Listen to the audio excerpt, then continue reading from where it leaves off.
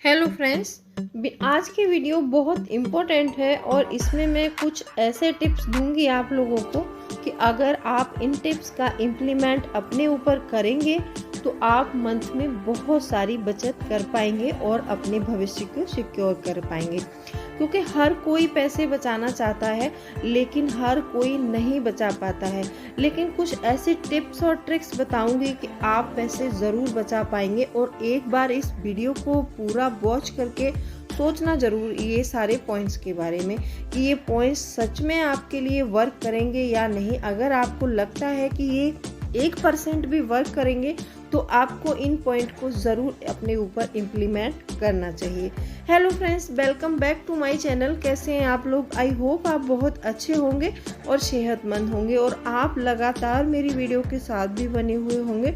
दोस्तों, आज की वीडियो में हम पैसे बचाने के कुछ ऐसे उपाय जानेंगे जिनका इम्प्लीमेंट आप अपने ऊपर कर लेते हैं तो मंथ में बहुत सारी बचत कर सकते हैं और अपने फ्यूचर में आने वाली प्रॉब्लम से लड़ा जा सकता है और पैसे की कमी तो डेफिनेटली कभी नहीं होगी। तो चलिए स्टार्ट करते हैं वीडियो को। दोस्तों, वीडियो स्टार्ट होने से पहले आपसे एक नम्र निवेदन है, अभी तक आपने चैनल को सब्सक्राइब नहीं किया है तो जल्दी से सब्सक्राइब कर लीजिए अपने इस चैनल को और बेल आइकन को भी ज़रूर प्रेस कर दीजिएगा ताकि ऐसी इंटरेस्टिंग वीडियो की नोटिफिकेशन आपको मिलते रहे। दोस्तों, आज की वीडियो में मैं आपको 9 पॉइंट्स बताने वाली हूँ। इन 9 पॉइंट्स में से कोई भी पॉइंट्स पसंद आए आपको तो वीडियो को लाइक ज़रूर से करना और इसको अपने फैमिली फ्रेंड्स के साथ शेयर भी कर सकते हैं ताकि उनको भी इस चीज़ का फ़ायदा मिले। तो चलिए स्टार्ट करते हैं वीडियो को। सबसे पहला पॉइंट है, आपको हफ्ते में कम से कम 200 रुपये ज़रूर बचाने हैं।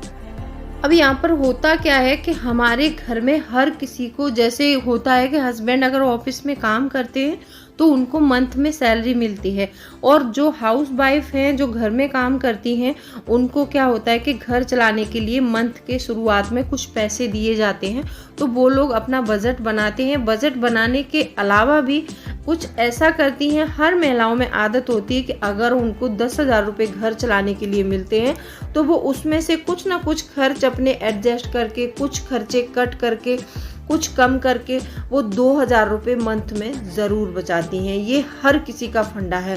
अगर आप ये 2,000 रुपये बचाती हैं तो आपको हर हफ्ते चाहे जैसे भी करना है, चाहे हस्बैंड से किसी के लिए लेना पड़े या फिर कैसे भी अपने खर्चों में कटौती करनी पड़े, कुछ भी करके वो आप कर सकती हैं। आपको हर हफ्ते में 200 रुपये ज़रूर बचाने हैं। 200 नहीं तो आप 100 रुपये हर हफ्ते में ज़रूर बचाएंगे और आप ऐसा करते हैं तो आप मंथ में वो 2,000 की बचत तो कर ही रहे हैं। उसके अलावा आप 400 रुपये, अगर 100 बचाते हैं तो मंथ में 400 करेंगे, अगर 200 बचाती हैं आप हर हफ्ते में तो 800 रुपये आप वो बचा लेती हैं। तो आप कम से कम 2800 रुपये की बचत हर महीने कर सकती हैं और इस बचत को आप हर महीने एक आरडी में जमा करा सकती हैं। आरडी में जमा करेंगी या फिर आरडी नहीं खोलना चाहती तो आप सेविंग अकाउंट में डालते रहिए। जब भी आपका 1 साल का पैसा इकट्ठा हो जाए आप उसको निकाल करके आरडी कर दीजिए। ठीक है, एक तो ये पॉइंट है। दूसरा पॉइंट है, अपने पैशन को पहचानो। बहुत सी औरतें ऐसी होती हैं कि जिनको कोई काम बहुत अच्छा आता है, क्योंकि उससे क्या है कि जब हम अपने पैशन को पहचानने लगते हैं ना तो हमारी उससे एक साइड इनकम बन जाती है। अगर आप पढ़ने में अच्छी हैं तो आप किसी को ट्यूशन पढ़ा सकती हैं, आप ब्लॉग लिख सकती हैं, आप कंप्यूटर सिखा सकती हैं, आप ऑनलाइन अगर आप योगा अच्छा कर लेती हैं तो आप ऑनलाइन योगा भी सिखा सकती हैं। कुछ नहीं, अगर आपको सिलाई अच्छी आती है तो आप सिलाई भी सिखा सकती हैं दूसरे लोगों को। आप उससे भी बहुत सारा पैसा कमा सकती हैं और खुद भी वो काम कर सकती हैं। इससे आपका एक साइड बिजनेस बन जाएगा। आपको एक पेमेंट पर डिपेंड नहीं रहना पड़ेगा। नॉर्मली आपके खर्चे जो आपका साइड बिजनेस है उसमें से चला लीजिए तो पेमेंट को आप सेफ बचा सकती हैं। ठीक है।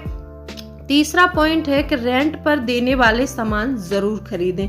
मेरा कहने का मतलब है कि जो सामान आप रेंट पर दे सकते हैं वो सामान आपको अपने घर में ज़रूर खरीदना है। स्पेशली ये गांव में होता है। मैंने अभी गांव में गई थी कुछ दिन पहले, तो जिस टाइम में आलूओं का सीजन था उस टाइम में भी मैंने देखा था तब मैंने इस पॉइंट पर इतना ध्यान नहीं दिया, लेकिन अभी गांव में स्पेशली धान की फसल चल रही है।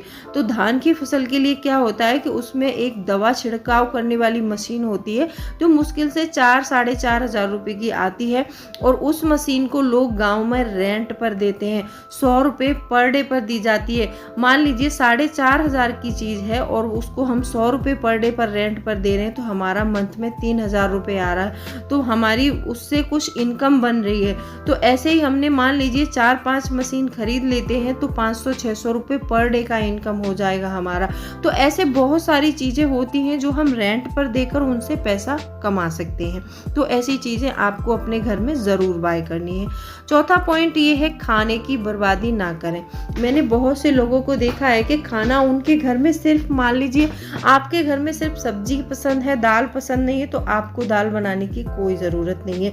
जैसे मान लीजिए कोई बोलता है कि मेरे लिए दाल बनाओ, तभी उसके रिक्वायरमेंट के अनुसार से उतना ही खाना बनाइए जितना आप खाते हैं। मैंने कई वीडियो में और भी बताया है आपको कि उतना ही डालो थाली में, बहाना ना पड़े नाली में।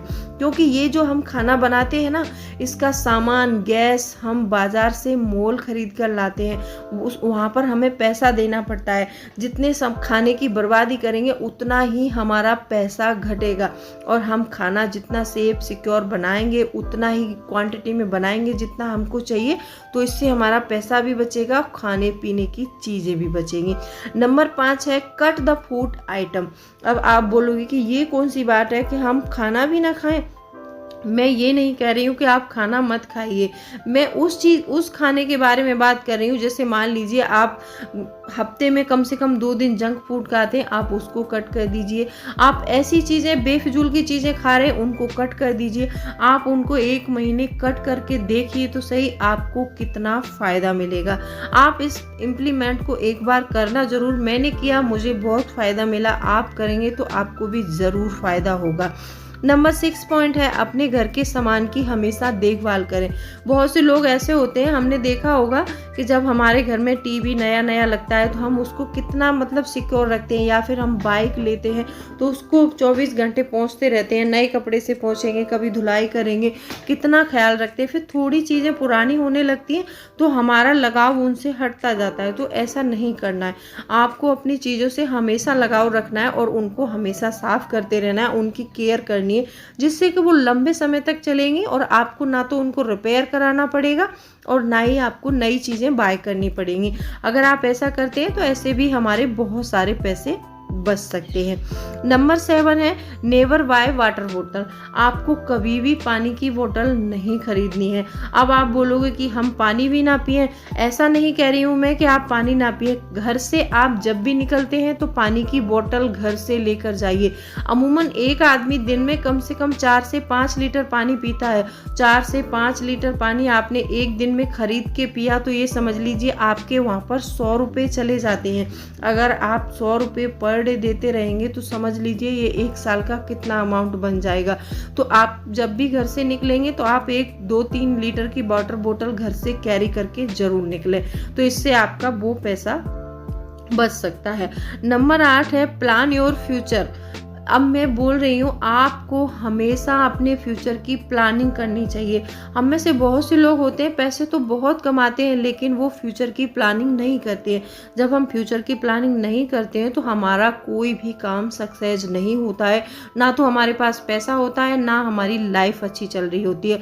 हमें क्या है कि जैसे हम पैसे कमाना स्टार्ट करते, बहुत से लोग ऐसे होते हैं कि जैसे उन्होंने पैसे कमाना स्टार्ट किया तो वो फ्यूचर के बारे में बिल्कुल नहीं सोचते हैं, वो बस अपने शौक पूरे करने में लगे रहते हैं। उनको ये ध्यान नहीं होता है कि आगे जाके मेरी मैरिज होगी, कि मेरे बच्चे भी होंगे। अगर हम शुरुआत से इस सब चीज़ के बारे में सोचेंगे ना तो ये समझ लीजिए हम बहुत सारा पैसा इकट्ठा कर सकते हैं। क्योंकि देखिए आगे जाके अगर हमारा परिवार बढ़ेगा, घटेगा नहीं। जैसे आपका परिवार बढ़ने लगता है तो आपको बच्चों की मैरिज करनी है, एजुकेशन कराना है बच्चों को, तो इस सब चीज़ के बारे में आपको ज़रूर सोच के शुरुआत से ही प्लानिंग करनी चाहिए।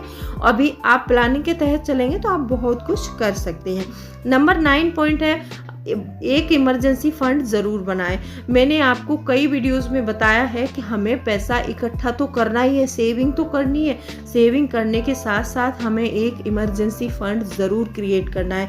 वैसे तो इमरजेंसी फंड पर एक मेरी सेपरेट वीडियो है, लेकिन मैं इस वीडियो में आपको थोड़ा सा और बता देती हूँ। तो होता क्या है कि बहुत से लोगों के कमेंट्स आते हैं कि हम तो इतना कमाते हैं, हमारे अकाउंट में हर टाइम पैसे रहते हैं, तो हमें अलग से पैसा इकट्ठा करने की क्या ज़रूरत। तो मैं बताती हूँ कि ये इमरजेंसी फंड होता क्या है। आपको क्या करना है, जितनी भी सैलरी आपको मिलती है या फिर आपको सैलरी मान लीजिए 20,000 मिलती है और आपके घर का खर्चा 15,000 रुपये महीने में चलता है, और आपको पता है कि हमारी जो असेंशियल चीज़ें हैं वो 15,000 के बिना चल नहीं सकती। हमारा घर बिना 15,000 के चल नहीं सकता, और आप इकलौते कमाने वाले हैं उस घर में। तो मान लीजिए आप इकलौते कमाने वाले हैं, खुदा ना करे आपको कभी बुखार आ जाए, आपके पैर में कभी चोट लग जाए, कोई ऐसी सिचुएशन हो जाए कि आप पैसे के लिए 1 महीने तक या 2 महीने तक काम नहीं कर पाए, तो ये समझ लीजिए जिस घर में इकलौता कमाने वाला इंसान हो तो फिर उसका घर कैसे चलेगा। तो आपको क्या करना है, आप जब भी कमा रहे हैं उसमें से थोड़ा थोड़ा बचाकर एक अकाउंट ऐसा खोलिए जिसको नाम दीजिए इमरजेंसी फंड अकाउंट। तो आप उसमें अपने मंथ का जो भी मतलब 15,000 20,000 जो भी खर्चा है आप अपनी आमदनी के अकॉर्डिंग उसमें जमा करते रहिए। जैसे आपका मान लीजिए 5 महीने का फंड इकट्ठा हो जाए, फिर आप उस खाते से लेन देन बंद कर दीजिए। आप उस पैसे को डाल के भूल जाइए। आप ये समझिए कि मेरे पास वो पैसा है ही नहीं। सिर्फ आपको उस पैसे को कहीं इन्वेस्ट भी नहीं करना है और आपको किसी को बताना भी नहीं है। उस पैसे को सिर्फ ऐसी ज़रूरत के लिए रखना है, जब भी कोई इमरजेंसी हो तभी उसमें से आपको पैसा निकालना है, अदरवाइज नहीं निकालना है। तो आपको ऐसे ही हर एक चीज़ का अकाउंट खोल के रखना चाहिए। जैसे मान लीजिए बच्चों की मैरिज के लिए इकट्ठा कर रहे हैं, या फिर बच्चों की एजुकेशन के लिए इकट्ठा कर रहे हैं, या फिर आप घर खर्च के लिए हर महीने किसी में पैसे डालते हैं, तो आपको ऐसा ज़रूर करना है। इसीलिए मैं बताती हूँ, ये दूसरे पॉइंट में भी बताया था कि फ्यूचर की प्लानिंग करनी है और ये इमरजेंसी फंड आपको ज़रूर इकट्ठा करना है। आई होप आपको वीडियो अच्छी लगी होगी। अगर आपको वीडियो पसंद आई हो तो वीडियो को लाइक और चैनल को सब्सक्राइब ज़रूर कर लीजिएगा, और बेल आइकन को भी ज़रूर प्रेस कर दीजिएगा ताकि ऐसी इंटरेस्टिंग वीडियो की नोटिफिकेशन आपको मिलते रहें। कोई भी क्वेरी है तो आप मुझे कमेंट करके पूछ सकते हैं। तो चलिए मिलती हूँ अगले वीडियो में, तब तक के लिए bye bye. Thanks for watching.